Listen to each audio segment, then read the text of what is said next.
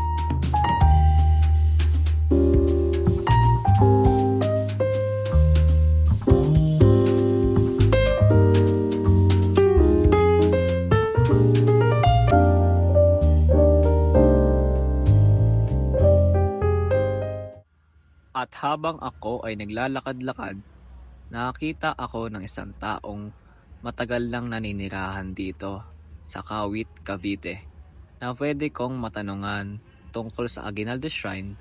Ayon sa kanya, nakatira na siya dito mula pa noong nanirahan dito ang kanyang lola at lolo.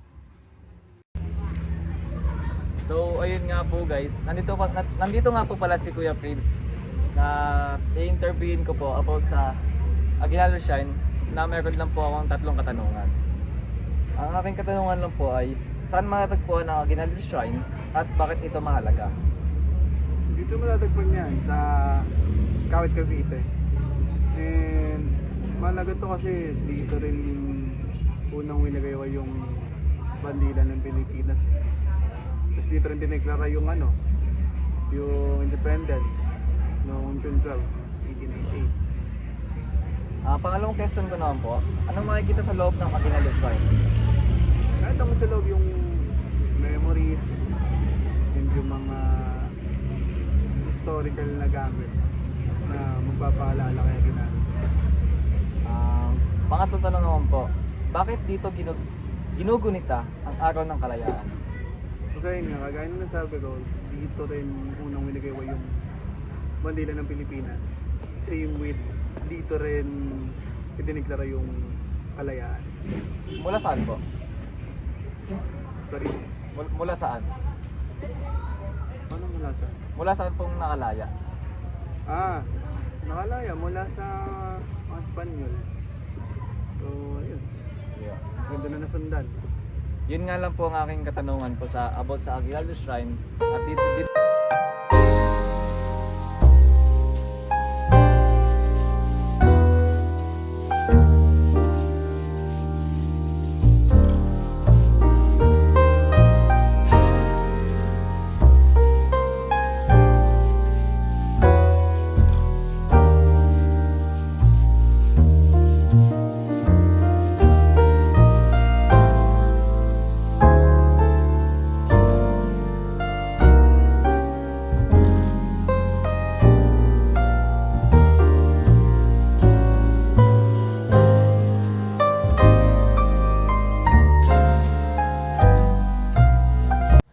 Look back at the story you have just narrated. What life lesson or principle can we learn from it? Mula po sa mga kwento na aking binasa, natutunan ko na mahalaga ang pagmamahal sa bayan at katapangan lalo na sa panahon ng pagsubok. Ipinakita nito na kahit ordinaryong tao, kapag determinado at may malasakit ay kayang magbigay ng malaking ambag sa kasaysayan. What did you learn as you were doing this project?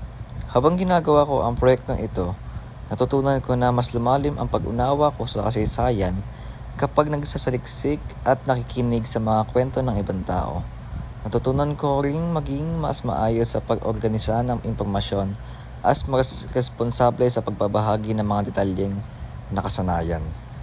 What are some lines that the interview said that are worth remembering? Hindi dapat mawala ang pagmamahal sa bayan kahit gaano katagal ang lumipas. Ang kasaysayan ay hindi lang nakaraan, gabay ito sa mga desisyon natin ngayon.